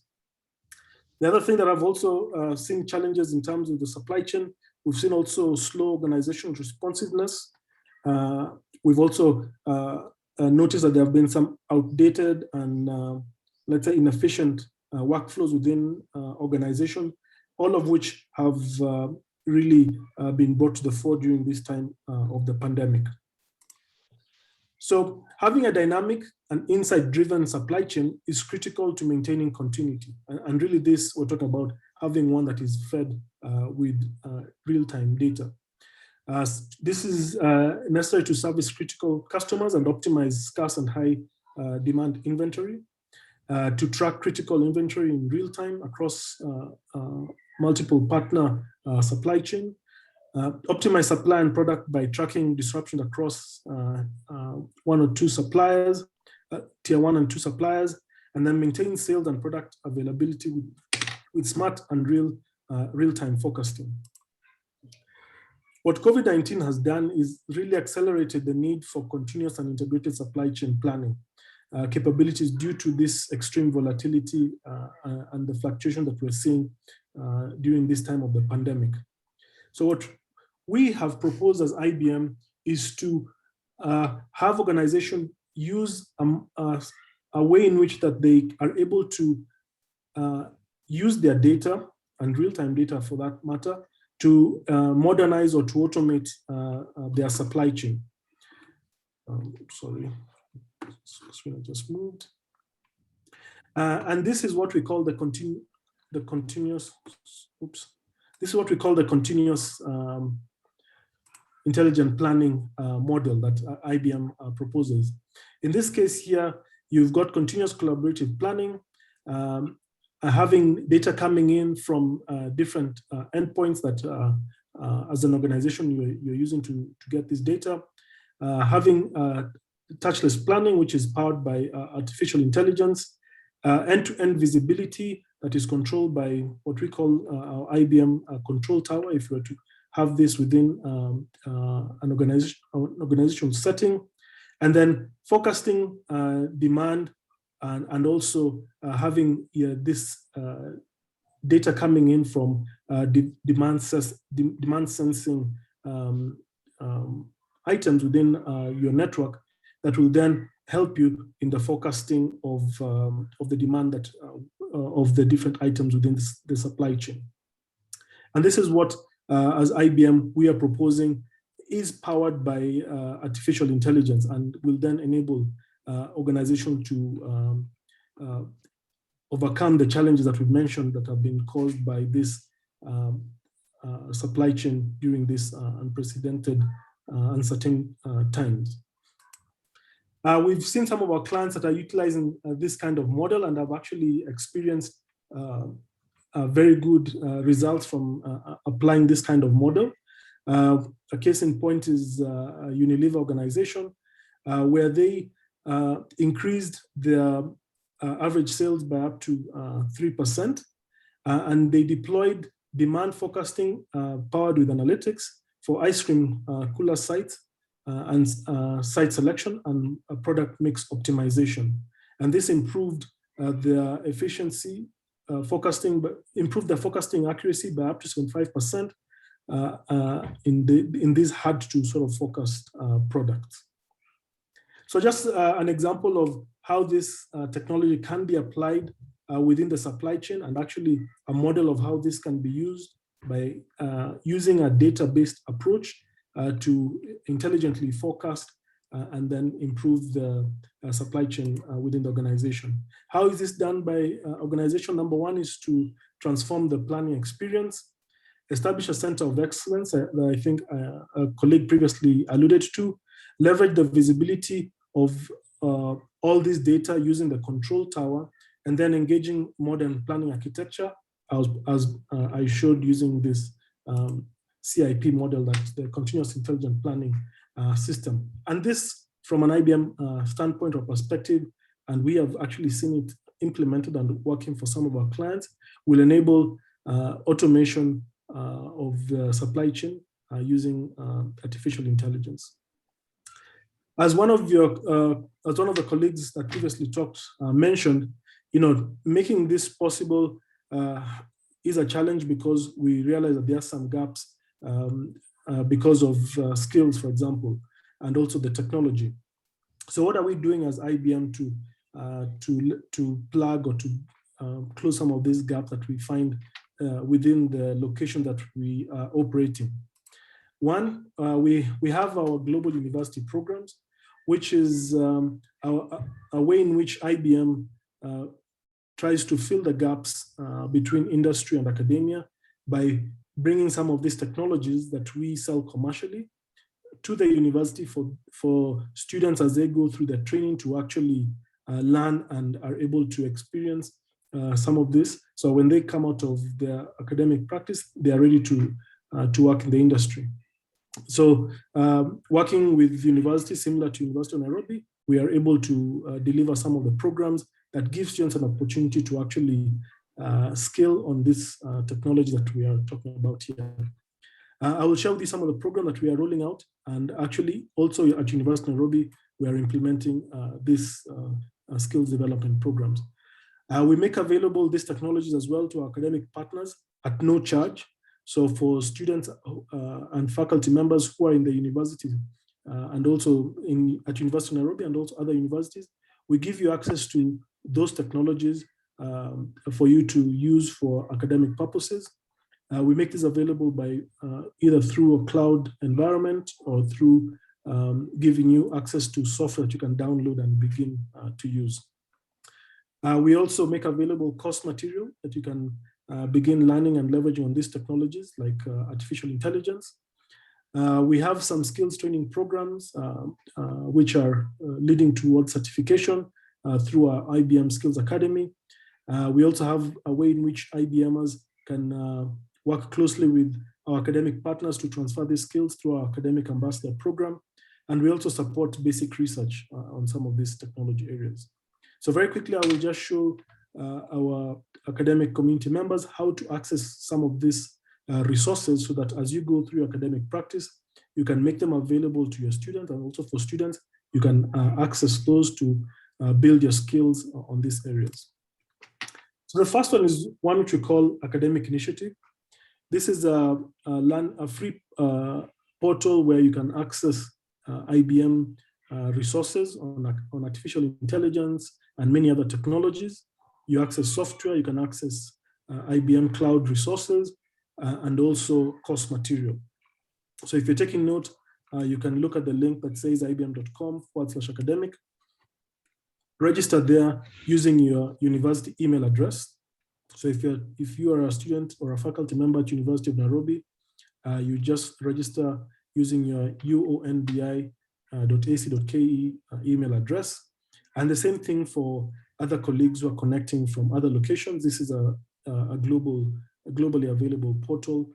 As a faculty or a student, you're able to go in there, register yourself using your institutional email address, and then you can find tons and tons of resources on different topics. Some of the software that I was referring to in the model of the CIP that I showed you previously is available free of charge for download on Academic Initiative. And you can go there and set up an environment similar to the one that we discussed as you try and see how to automate supply chains. Another program is the Skills Academy. This is a skills-oriented training program that we make available to universities. The model that we use is we train the faculty on these technologies.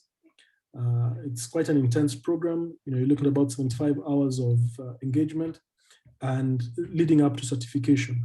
And the idea is to fast track the university students and faculty on these technologies, and specifically using the latest technology that we as a company sell, so that when students graduate, in addition to having their academic certificate, they also have an industry certification and are ready to secure opportunity immediately after they complete their studies.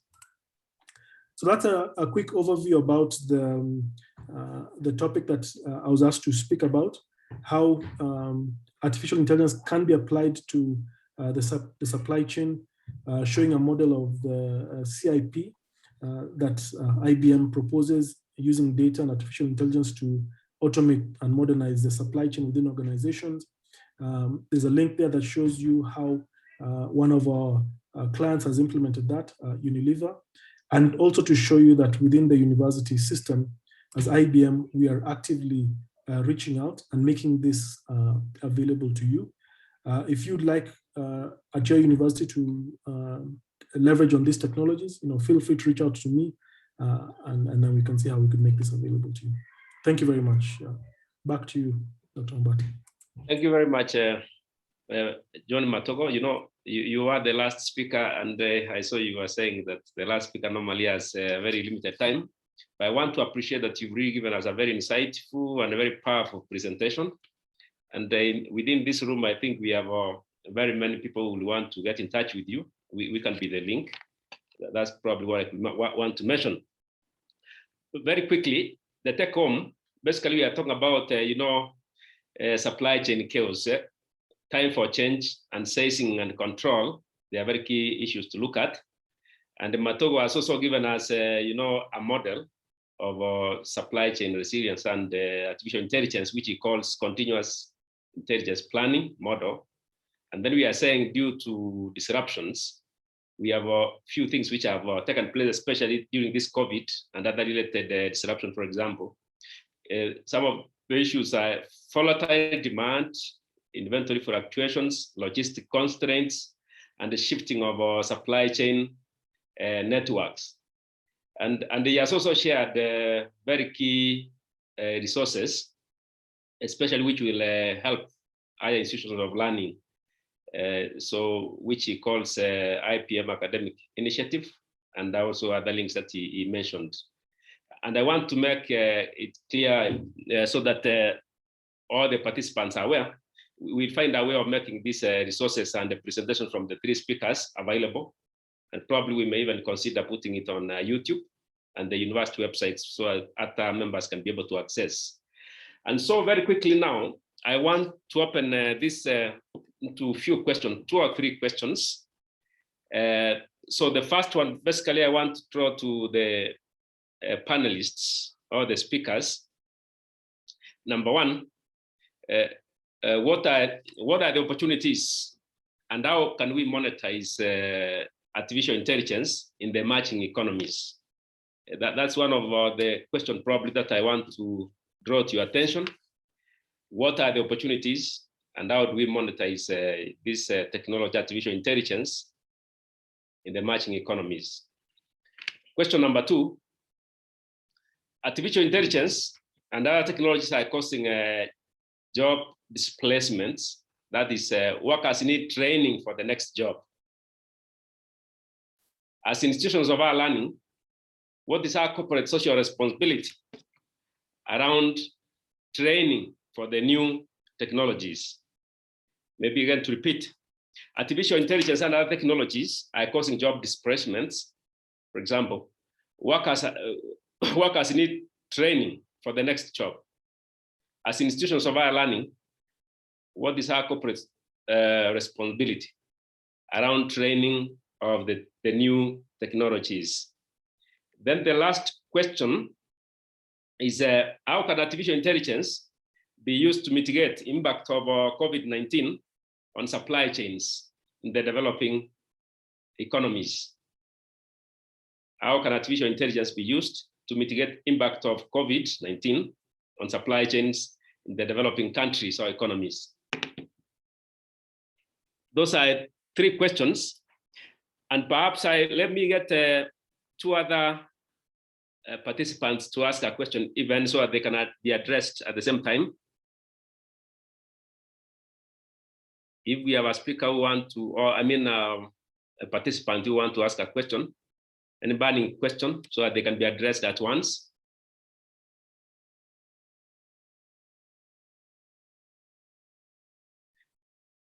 Probably they are preparing to ask. So I want to take this to the floor of the speaker so that they can be able to address those 3 questions, probably. Maybe I can start from Gordon, Professor Gordon. Well, thank you very much, Thomas. Dr. Marghetto and Mr. Mato, thanks a lot really for your presentation. I think excellent seminar here. Well, the questions are not very easy, I have to admit. How do we monetize on AI in supply chains in emerging economies?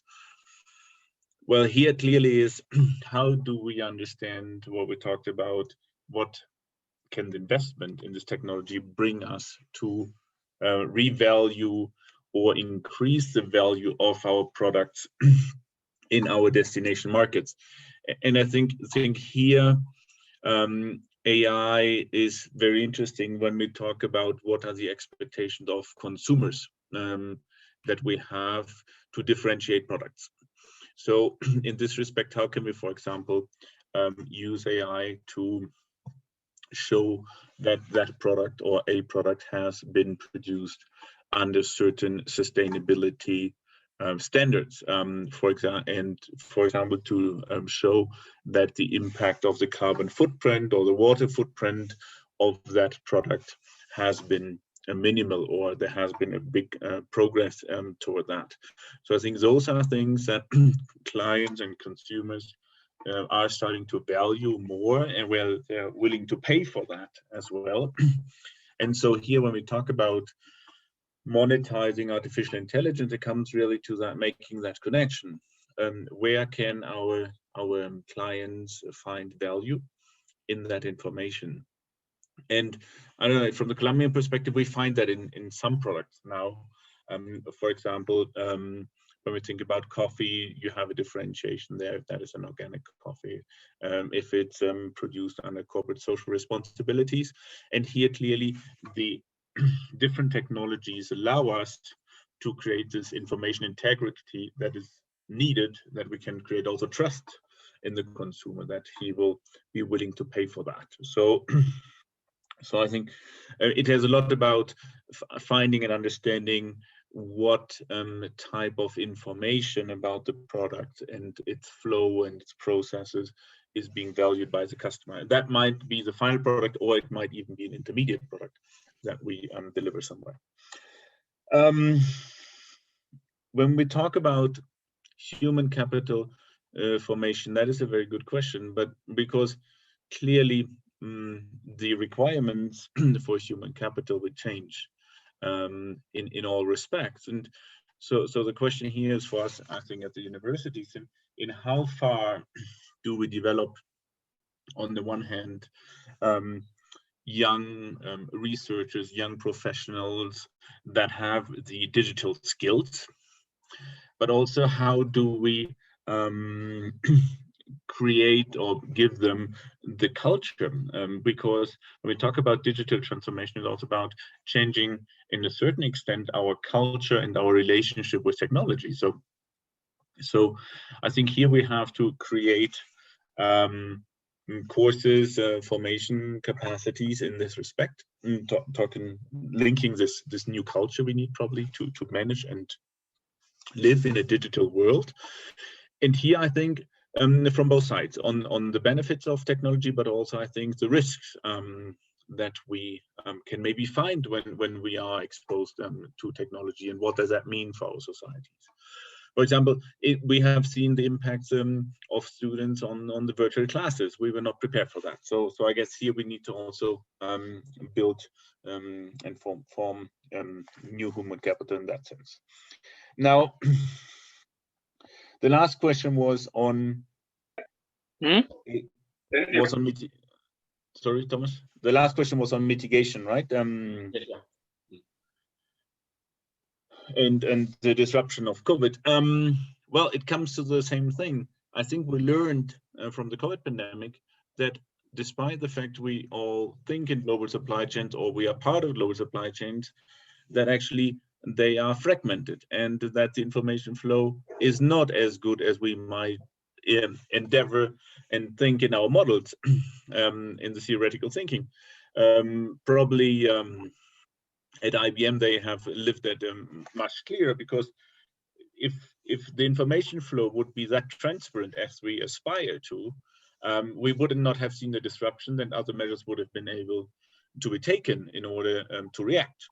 So my lesson from that is that we need to kind of maybe close the gap between what we know is possible with AI and technologies and what we are really implementing.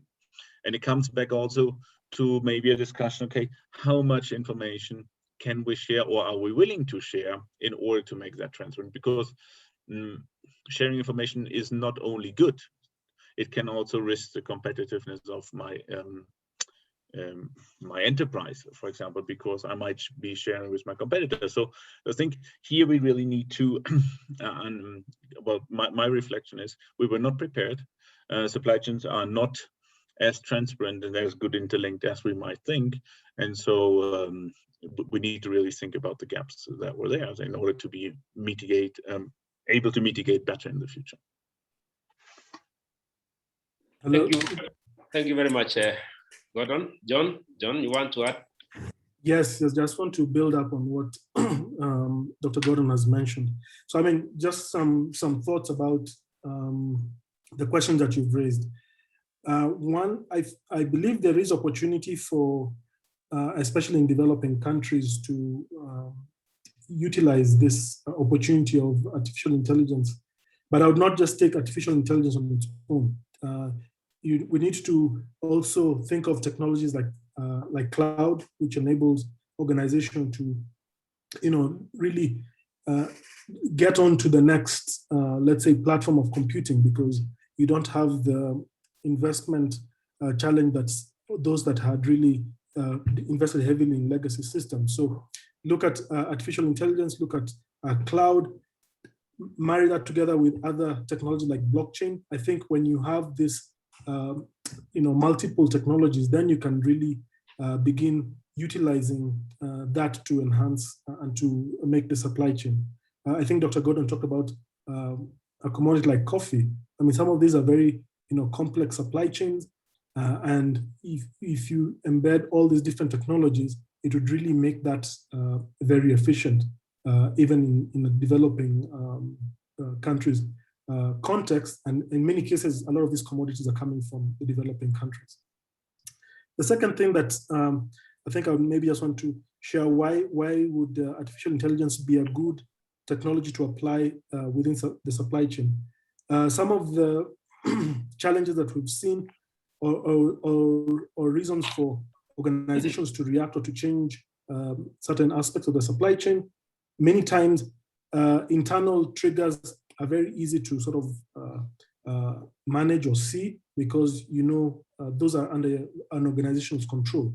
But we've seen that a lot of things that are impacting are coming from external sources. And you can imagine this day and age, these sources data is coming from multiple sources, and it's coming very fast.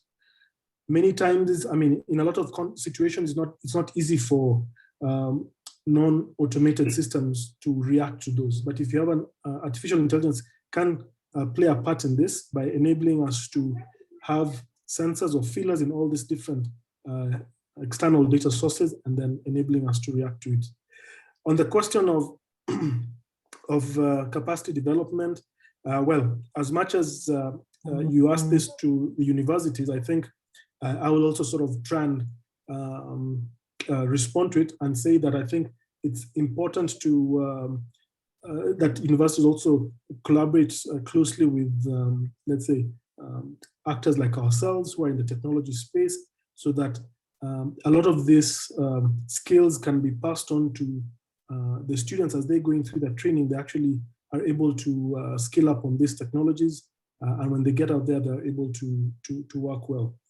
Another final point I'll just mention, and it came to mind as Gordon was speaking, was that, from a position like a company like IBM, because we've got a big view of how different supply chain networks function, you'll recall that I think even before the vaccination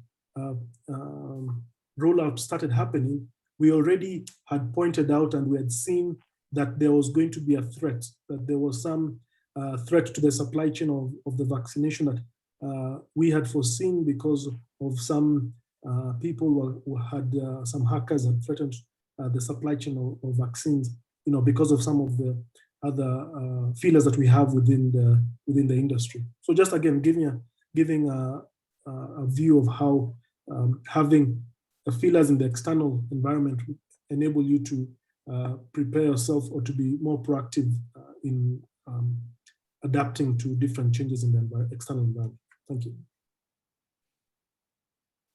Dr. Josh, do you want also to add? Maybe I know most of the answers have been given. You want to add something? I think, no, I think most of the answers have been given and they're good. Maybe what I can just say is the opportunities that are available is that these technologies are now there.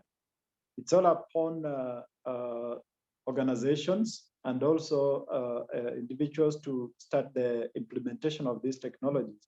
But more importantly, the universities should spearhead this, because I don't see a situation where the industry and the government are going to call universities to an artificial intelligence party, but rather it is the universities that should call the government and the industry into this artificial intelligence party, because universities have the research, the industry have the money, government has the policies. So it's upon universities now to be able to bring industry and the government together to pursue these particular technologies. Thank you very much, Dr. Joash and Gordon and John. It's very wonderful. You know, you have answered those, you have exceeded my expectations on those answers. Thank you very much. At this juncture, I think I want to hand over to Dr. Gidi, who will make a closing remark. But before I give him, I want to thank everybody because I can see people have been very patient, though we've gone up by around 10 minutes or so. I want to thank you very much. I can even see our bosses are still there. It is very encouraging. I can see Professor Oles Janda is there, Professor Enos is there, Professor Jama, all the participants. And particularly, allow me please to mention Professor Los Rook from South Africa. I can see you are there. And the many others from other countries, probably Dr. Gidi will give a vote of thanks to everybody. And for the benefit of those who came late, probably I can mention my name again. My name is Ombati Thomas, School of Business in Management Science Department. I teach in that department. And I've seen most of the questions have been addressed in the chat box, but more importantly, we are going to make the presentation as available. I liaise with Gordon, Mageto, and John, so that you're able to access those important presentations. Dr. Gidi, back to you. Thank you, Dr. Ombati. I want to say that anyone who stops learning is old, whether 28 or 80, and anyone who keeps learning stays young. That is a quote from Henry Ford, and therefore to all of us, we are young because we took this opportunity to continue learning. Before I give my closing remarks and vote of thanks, I want to request that we unmute just for the hosts to take a group photo now that we are living in these times of COVID. And also unmute the video as well as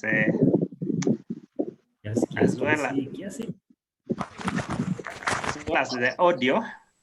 And the purpose of the audio is so that we can give the speakers a round of applause. So let me give you a moment to quickly unmute both the video and the audio so that we can take a photo.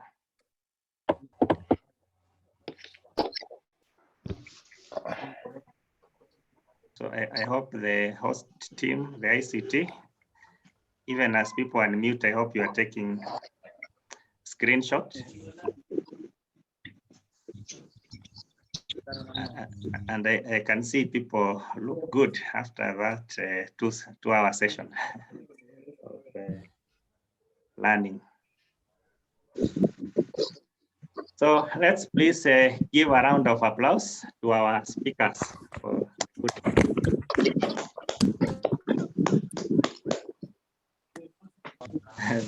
Thank you so much, Gordon. I know Colombia, is it Colombia, Bogota? Yes. I think it's 8 a.m. So Professor Gordon woke up very early to be with us. And we really want to thank him and take home the issue of additional value. My take home was we are using artificial intelligence to create additional value in the supply chain. That was very powerful. I also want to thank Dr. Mageto, who I like saying is one of our own. He has taught at this department in the past before he went to South Africa. And my take home from Dr. Mageto was that data should be central to decision making, although that was the message across all the speakers. And on a light note, I also noted that when it rains in Africa, supply chains are disrupted. We really appreciate that lesson. Dr. John Matogo, we also want to appreciate you. We have learned quite a bit about continuous intelligent planning and the use of data end to end. But more importantly, we also noted that disruptions are also resilient. Even as we make supply chains resilient, it's because the disruptions themselves are not going anywhere.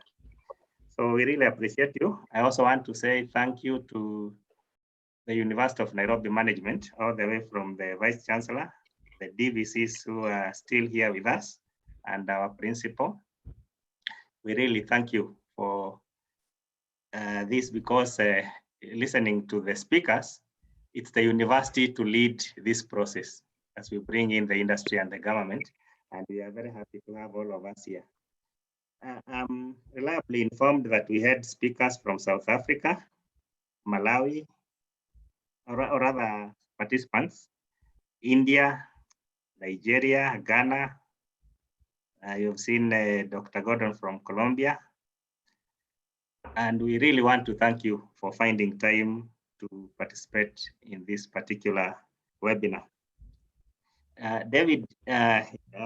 John Matogo, you know of a gentleman by the name David Peoples from IBM. I like the way he closes his workshops. He reminds us that, although this one I also want to borrow from Professor Njeru, philosophy is about critical study of fundamental questions about existence, about supply chains.